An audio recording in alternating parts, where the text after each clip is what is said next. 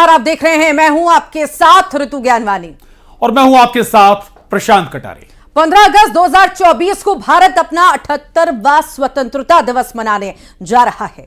इस मौके पर कल प्रधानमंत्री नरेंद्र मोदी लाल किले की प्राचीर से 11वीं बार तिरंगा फहराएंगे और देश को संबोधित करेंगे। लेकिन स्वतंत्रता दिवस की खुशी मनाने से पहले 14 अगस्त का दिन उस नरसंहार को याद करने का दिन है, जब भारत के टुकड़े टुकड़े हुए और लाखों लोगों के नरसंहार के बाद पाकिस्तान का जन्म हुआ। विभाजन की इसी त्रासदी को याद करते हुए मुख्यमंत्री योगी ने बहुत बड़ी बात कही और अखंड भारत का संदेश दिया।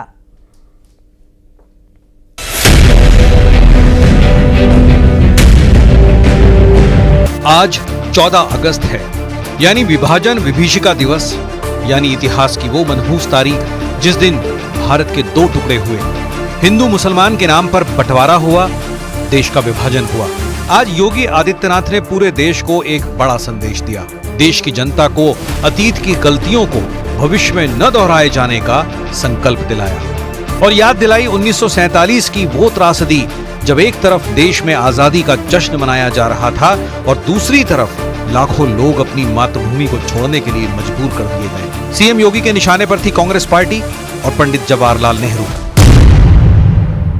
जो कार्य इतिहास में किसी युग में नहीं हुआ, वह दुर्भाग्य से सत्ता लोलुप कांग्रेस की सत्ता के प्रति अभिलिप्सा में, लोलुपता में त्रासदी के रूप में, विभाजन की त्रासदी के रूप में हम सबके सामने प्रस्तुत कर दी और स्वतंत्र भारत को एक ऐसा नासूर दे दिया जो आज भी इस भारत में आतंकवाद के रूप में, उग्रवाद के रूप में, अलगाववाद के रूप में लगातार पूरे भारत को दंश दे रहा है। हिंदुओं को पहली बार 1947 में निशाना बनाया गया, दूसरी बार 1971 में हिंदुओं का कत्लेआम किया गया और अब तीसरी बार 2024 में बांग्लादेश में सरेआम हिंदुओं का खात्मा किया जा रहा है। बांग्लादेश के हिंदुओं के लिए भारत में विपक्ष की कोई आवाज नहीं निकल रही है। 1.5 करोड़ हिंदू चिल्ला चिल्लाकर अपनी अस्मिता को बचाने की गुहार लगा रहे हैं। दृश्य 1947 में हुआ था, वही दृश्य तो आज बांग्लादेश के अंदर हम सबको देखने को मिल रहा है। 1.5 करोड़ हिंदू किस तरीके से बांग्लादेश के अंदर आज चिल्ला चिल्ला करके अपने आप को, अपनी अस्मिता को बचाने के लिए गुहार लगा रहे हैं और दुनिया के मुंह सिले हुए कथित सेकुलरिस्ट भारत के अंदर भी इनके मुंह सिले में एक भी शब्द इनका नहीं निकल रहा है। कमजोर लोगों के इस पक्ष में इन्होंने आवाज निकाली तो इनका वोट बैंक खिसक जाएगा। सीएम योगी ने आज पाकिस्तान पर एक बड़ी भविष्यवाणी की। उन्होंने महर्षि अरविंद की बातों का जिक्र करते हुए कहा कि पाकिस्तान की कोई वास्तविकता नहीं है, यानी दुनिया के नक्शे पर पाकिस्तान नाम का मुल्क भले ही नजर आता हो, लेकिन हकीकत में पाकिस्तान का अस्तित्व खत्म होने के कगार पर है। योगी आदित्यनाथ ने कहा कि या तो पाकिस्तान का भारत में विलय होगा या फिर वो हमेशा के लिए अपना नामो निशान मिटाने पर मजबूर हो जाएगा। महर्षि अरविंद ने जो 1947 के पहले घोषणा की थी, आजादी की देश की विभाजन की त्रासदी आजादी के मिलने के बाद अक्सर उन्होंने इस बारे में अपनी चिंता व्यक्त भी की और उन्होंने इस बात को कहा था कि आध्यात्मिक जगत में पाकिस्तान कोई वास्तविकता नहीं है, या तो उसका भारत में विलय होगा या पाकिस्तान इतिहास से समाप्त होगा, हमेशा के लिए समाप्त होगा। योगी आदित्यनाथ ने कहा कि इतिहास में हुई गलतियां दोबारा न हो, इसके लिए सतर्क रहना होगा। उनका इशारा कांग्रेस की तरफ था। सीएम योगी ने विभाजन की त्रासदी के लिए तत्कालीन कांग्रेस नेतृत्व को जिम्मेदार ठहराया। उन्होंने कहा कि जिस त्रासदी के लिए कांग्रेस जिम्मेदार है, उसके लिए उसने कभी माफी नहीं मांगी, क्योंकि माफी मांगना कांग्रेस के चरित्र में ही नहीं है। देश के बंटवारे के लिए सीएम योगी ने कांग्रेस को सीधे तौर पर जिम्मेदार ठहराया और यह भी कहा कि सिंध प्रांत जो हिंदू बहुल इलाका था, उसे कांग्रेस नेतृत्व ने पाकिस्तान में क्यों जाने दिया। योगी ने कहा कि कांग्रेस ने जघन्य पाप किए हैं और इन पापों के लिए कांग्रेस को कभी भी माफ नहीं किया जा सकता। और 78वें स्वतंत्रता दिवस के मौके पर देश के बंटवारे को लेकर एक बार फिर सियासत शुरू हो गई। यूपी के सीएम योगी आदित्यनाथ ने जहां अखंड भारत का संदेश दिया, तो मध्य प्रदेश के सीएम डॉक्टर मोहन यादव ने बंटवारे के लिए सीधे तौर पर कांग्रेस को जिम्मेदार ठहराया। सीएम ने कहा कि कांग्रेस नेताओं की गलती के चलते बड़ी संख्या में हिंदुओं को मौत के मुंह में धकेल दिया गया। अब सीएम के बयान पर कांग्रेस गुस्से से लाल है।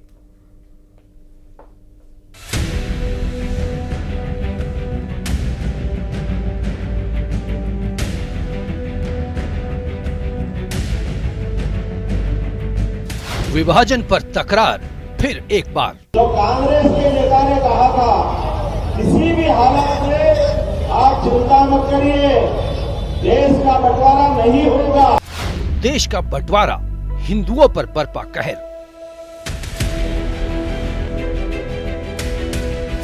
विभाजन पर चुप्पी, जिम्मेदारी पर सवाल। माननीय मोहन यादव जी आज दिल्ली जाएं और विभीषिका का दर्द क्या होता है जो तो 2014 के बाद अडवाणी जी भोग रहे हैं।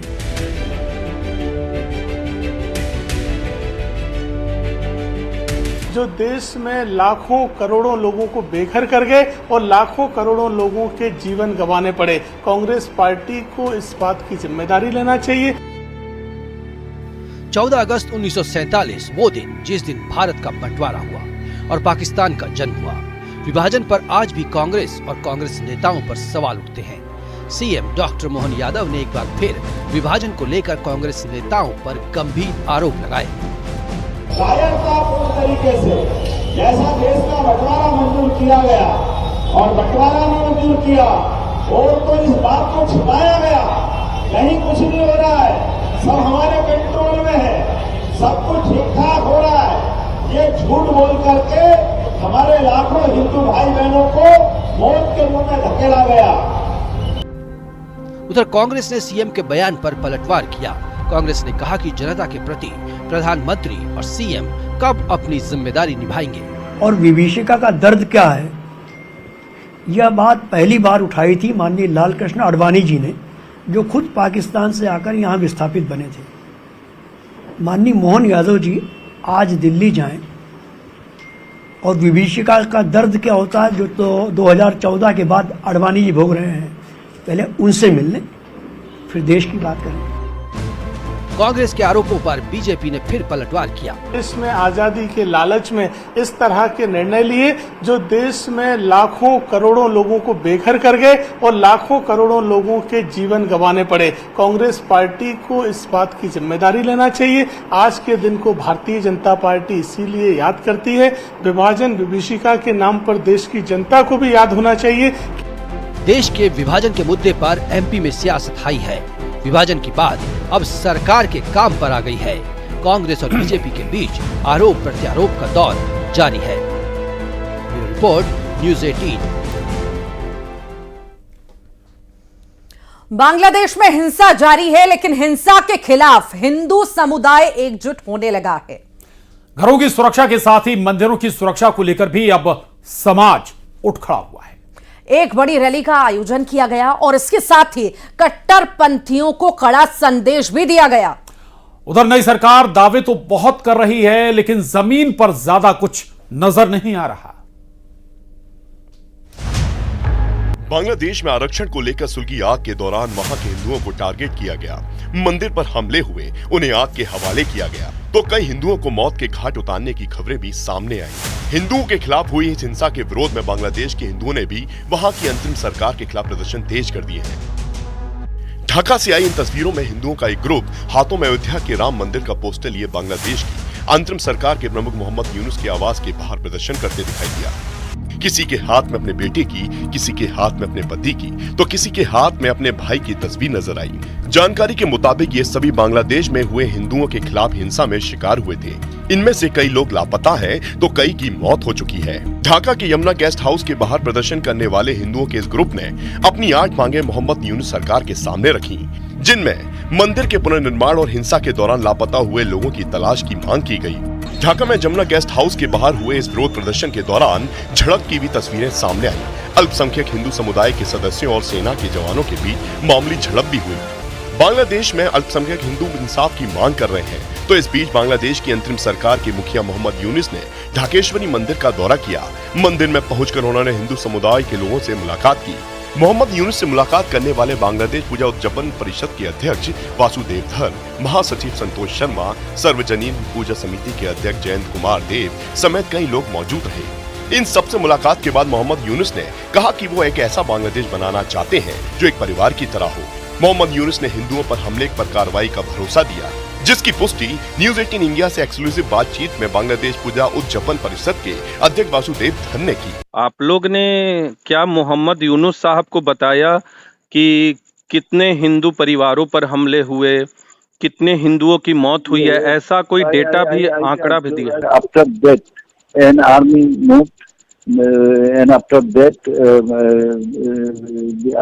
after 9th August, today is starting, after 9th August the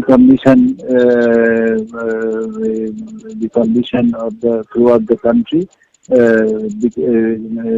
started becoming normal. क्या उन्होंने इंश्योर किया है कि जिन मंदिरों पर हमला हुआ है उसको रिनोवेट कराएगी सरकार, नई सरकार, ऐसा कुछ? Yeah. They will help. They will help us to rehabilitate the temples. He will take every steps regarding the attack on Hindus. Our temple houses and other attacks on commercial installations and others. उधर बांग्लादेश में अल्पसंख्यकों पर हुए हमले के बाद Mohammad Yunus manage करने की कोशिशों में जुटे हुए हैं। तो उधर बांग्लादेश छोड़ चुकी पूर्व प्रधानमंत्री शेख हसीना ने बांग्लादेश में हिंसा पर चुप्पी तोड़ी है। देश छोड़ने के बाद शेख हसीना की तरफ से पहला बयान जारी हुआ। उनके बेटे सजीव वाजिद जॉय ने सोशल मीडिया प्लेटफॉर्म एक्स पर शेयर किया। इस बयान में शेख हसीना ने बांग्लादेश में हुई हिंसा में मारे गए लोगों को श्रद्धांजलि दी और बांग्लादेश में हुई हिंसा को आतंकी हमला कहते हुए खुद को न्याय देने की मांग की। इसके साथ ही उन्होंने हत्याओं के दोषियों को सजा देने की मांग की। अपने बयान में शेख हसीना ने अपने पिता और परिवार की कुर्बानियों को गिनाया और बंगबंधु की प्रतिमाओं के अपमान पर भी दुख जताया। यही नहीं, शेख हसीना ने बांग्लादेशी नागरिकों से 15 अगस्त पर अपने पिता शेख मुजीबुर रहमान की बरसी पर शोक मनाने की भी अपील की है। तो दूसरी तरफ बांग्लादेश की अंतरिम सरकार ने 15 अगस्त की छुट्टी को कैंसिल कर दिया। बांग्लादेश की कई पार्टियों ने अंतरिम सरकार से आग्रह किया था कि 15 अगस्त को अब राष्ट्रीय शोक दिवस के तौर पर नहीं मनाया जाए। 15 अगस्त को राष्ट्रीय शोक दिवस के तौर पर मनाया जाता है क्योंकि इसी दिन शेख हसीना के पिता शेख मुजीबुर रहमान की हत्या हुई थी। 15 अगस्त 1975 को सेना के अधिकारियों ने उनके घर को चारों तरफ से घेर कर ताबड़तोड़ गोलियां चलाकर उनकी हत्या कर दी थी। तब से बांग्लादेश में 15 अगस्त को राष्ट्रीय शोक दिवस मनाया जाता है। और अब बात करेंगे जम्मू कश्मीर में आतंकवाद की बढ़ती घटनाओं की। कल देश अपना 78वां स्वतंत्रता दिवस मनाने जा रहा है और उससे पहले आज जम्मू कश्मीर में एक बार फिर गोलियों की गूंज सुनाई दी। डोडा में आतंकियों और सुरक्षा बलों के बीच मुठभेड़ में भारतीय सेना के कैप्टन शहीद हो गए। 48 राष्ट्रीय राइफल्स में पोस्टेड कैप्टन दीपक सिंह 2020 में सेना में शामिल हुए थे और उत्तराखंड के रहने वाले थे। सुरक्षा बलों ने भी 2 आतंकियों को मार गिराया है। देखिए रिपोर्ट।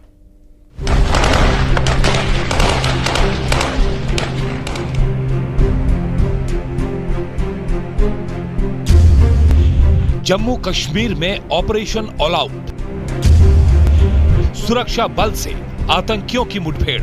देवभूमि उत्तराखंड के लाल की शहादत व्यर्थ नहीं जाएगी।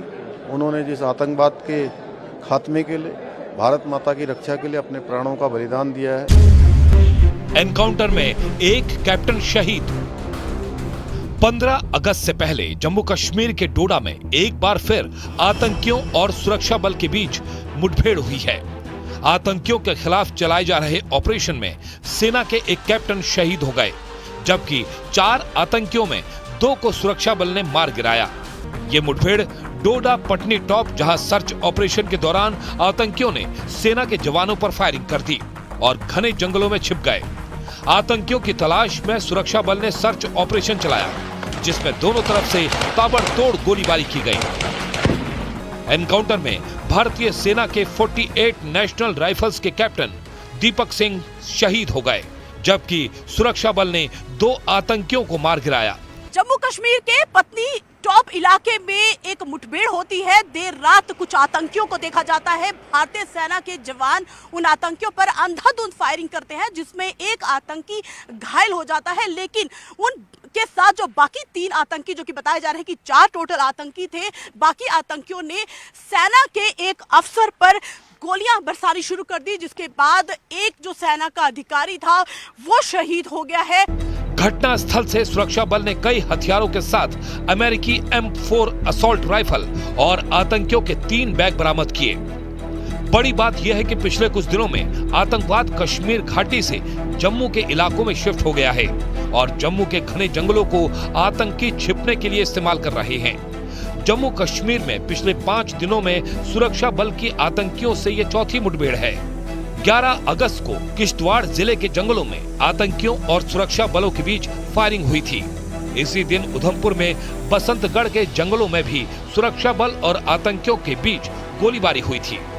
10 अगस्त को अनंतनाग के कोकरनाग में आतंकियों की फायरिंग से हवलदार दीपक कुमार यादव और लांस नायक प्रवीण शर्मा शहीद हो गए थे, जबकि 3 जवान और 2 नागरिक घायल हुए थे। और आज पटनी टॉप में आतंकवादियों के साथ ये मुठभेड़ हुई। जानकारों का कहना है कि यह आतंकवादियों की हिट एंड रन स्ट्रेटेजी है, जिसमें वो सुरक्षा बल को निशाना बनाते हैं, फिर कायरों की तरह भागकर जम्मू के घने जंगलों में छिप जाते हैं। अभी वो चल रहा है, ऑनगोइंग। तो ये जो टेररिस्ट हैं ये hit and run tactics follow कर रहे हैं, जंगलों में छुपते हैं और रैकी करते हैं, सर्विलेंस रखते हैं और जब मौका लगता है घात लगाकर अटैक करते हैं, उसके बाद गायब हो जाते हैं। ये न्यू टैक्टिक्स टेररिस्ट फॉलो कर रहे हैं और हमारी फौज, हमारी CAPF, हमारी पुलिस ये इसको अच्छी तरह जानती है और इनके पीछे लगी है। बहुत जल्दी इनका खात्मा कर दिया जाए।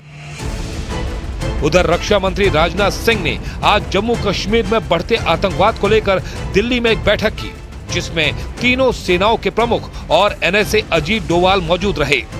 बड़ी बात यह है कि जम्मू कश्मीर में अक्टूबर-नवंबर में चुनाव कराए जा सकते हैं, जिसको लेकर तैयारियां जोरों पर हैं।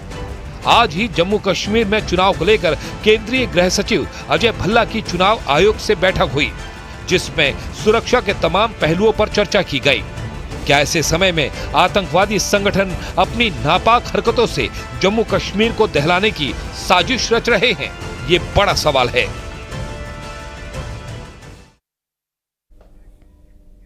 और कोलकाता में एक डॉक्टर बेटी से क्रूरता को 6 दिन से ज्यादा बीत चुके हैं और अब तक इस सवाल का जवाब नहीं मिला कि डॉक्टर बेटी से हैवानियत को लेकर जो बताया जा रहा है वो सही है या कुछ बड़े लोगों को बचाने के लिए सत्य का सत्यानाश किया गया है।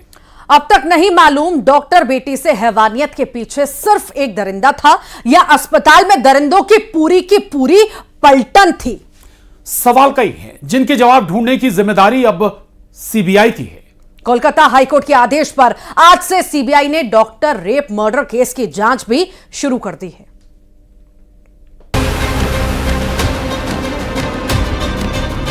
कोलकाता कांड के विरोध में डॉक्टरों की हड़ताल के दूसरे दिन यानी मंगलवार को रात में डॉक्टरों की एसोसिएशन फोर्डा के प्रतिनिधियों ने केंद्रीय स्वास्थ्य मंत्री JP नड्डा से मुलाकात की। इस मुलाकात के बाद फोर्डा ने देशव्यापी हड़ताल वापस लेने का ऐलान कर दिया, लेकिन कई अस्पताल के डॉक्टर फोर्डा के फैसले से नाखुश दिखे। कोलकाता से लेकर दिल्ली और लखनऊ से लेकर हैदराबाद तक कई अस्पतालों में डॉक्टरों ने तीसरे दिन भी हड़ताल जारी रखी। फोर्डा ने स्टेटमेंट जारी कर हड़ताल वापस लेने की वजह बताई। फोर्डा के मुताबिक CPA केंद्रीय स्वास्थ्य देखभाल संरक्षण अधिनियम, इस पर समिति का गठन किया गया है। इस समिति को जल्द ही मंत्रालय के आधिकारिक चैनलों के माध्यम से औपचारिक मंजूरी मिल जाएगी और शीघ्र ही इसकी सूचना दी जाएगी। हम इस अवसर का उपयोग हड़ताल वापस लेने के हमारे निर्णय से संबंधित किसी भी अफवाह को दूर करने के लिए करना चाहते हैं। हालांकि फोर्डा की दलीलों के बाद भी बहुत से डॉक्टरों की नाराजगी दूर नहीं हुई और उनकी हड़ताल जारी है। दिल्ली के AIIMS, सफदरजंग अस्पताल, राम मनोहर लोहिया अस्पताल, मौलाना आजाद मेडिकल कॉलेज, हेडगेवार अस्पताल, ESI बसई दारापुर और बाबा साहेब अंबेडकर अस्पताल में डॉक्टरों की हड़ताल तीसरे दिन भी जारी रही।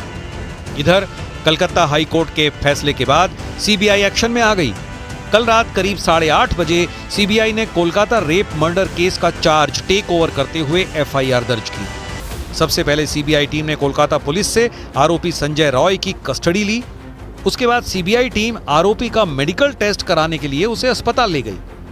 सीबीआई सूत्रों के मुताबिक कोलकाता कांड का केस हाथ में लेते ही सीबीआई टीम उन सभी बयानों की जांच में जुट गई है जो कोलकाता पुलिस ने दर्ज किए थे। सीबीआई के मुताबिक फिलहाल सीबीआई टीम के रडार पर कुल 6 लोग हैं। इधर कोलकाता कांड पर सियासत भी जोरदार हो रही है। बीजेपी ने कोलकाता में ममता सरकार के खिलाफ विरोध मार्च निकाला और सरकार को घेरने की कोशिश की। बीजेपी नेता अमित मालवीय ने एक वीडियो ट्वीट करते हुए बंगाल सरकार पर रेप मर्डर केस में सबूत मिटाने का आरोप लगाया। अमित मालवीय के मुताबिक ये video RG Kar medical college का है, जहां चेस्ट मेडिसिन विभाग के भीतर रेजिडेंट डॉक्टर एरिया और लेडीज टॉयलेट को रिनोवेशन के नाम पर तोड़ा जा रहा है। कलकत्ता में एक महिला डॉक्टर के साथ जिस तरह का दुष्कर्म हुआ है और जिस तरह की डिटेल्स आ रही हैं, रूह कांपती है उन सब डिटेल्स को पढ़कर। मुख्यमंत्री स्वयं हेल्थ मंत्री है, तो उनका भी इसमें क्या रोल है? क्या किसी को पता नहीं है कि उस अस्पताल में क्या रैकेट चल रहे हैं? कोलकाता पुलिस का बैज लगाए हुए और घूम रहा है, उसको जगह दी जा रही है, पुलिस बैरिक्स में वो रह रहा है। क्या हेल्थ मिनिस्टर में इसकी कोई जिम्मेदारी नहीं है? केंद्रीय मंत्री सुकांत मजूमदार ने आशंका जताई कि शायद लेडी डॉक्टर कुछ ऐसा जान गई थी जो उसे नहीं जानना चाहिए था, जबकि सत्ताधारी टीएमसी ने कोलकाता कांड पर विपक्ष को सियासत न करने की नसीहत दी। ये जो घटना दर्शाती है और कलर बोन का अगर ब्रेकेज हुआ है और गाड़ी भी तोड़ा गया, इसमें दिखाता है जिन लोगों ने घटना घटाई उनमें खुन्नस था उस डॉक्टर के खिलाफ। शायद महिला कुछ जान गई थी जो जानना नहीं था चाहिए था। इस भयंकर और दुर्भाग्यपूर्ण घटना के ऊपर राजनीतिकरण गलत होगा, कानून इंसाफ दिलाएगा। तो कोलकाता कांड में कितने किरदार हैं, लेडी डॉक्टर के कितने गुनहगार हैं, और अगर एक से ज्यादा गुनहगार है तो उन्हें बचा कौन रहा है? लेडी डॉक्टर की हत्या की असली वजह क्या है? ये सब कुछ सीबीआई की जांच के बाद सामने आ ही जाएगा।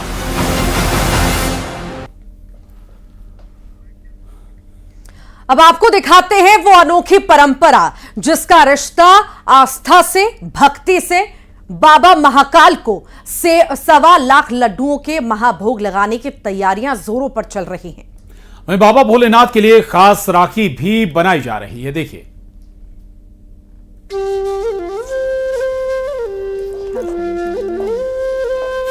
सागरिका वो जो आस्था का अनोखा बंधन है, ये श्रद्धा और विश्वास की अनूठी परंपरा। महाकाल की नगरी में बेहद खास तरीके से मनाया जाता है राखी का त्योहार, जिसकी तैयारियां ऐसे शुरू होती है। हर साल रक्षाबंधन पर बाबा महाकाल को 1.25 लाख लड्डुओं का महाभोग लगाया जाता है।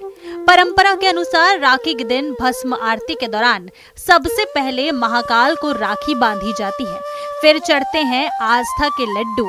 1.25 लाख लड्डुओं के महाभोग के बाद भक्तों को मिलता है बाबा का आशीर्वाद।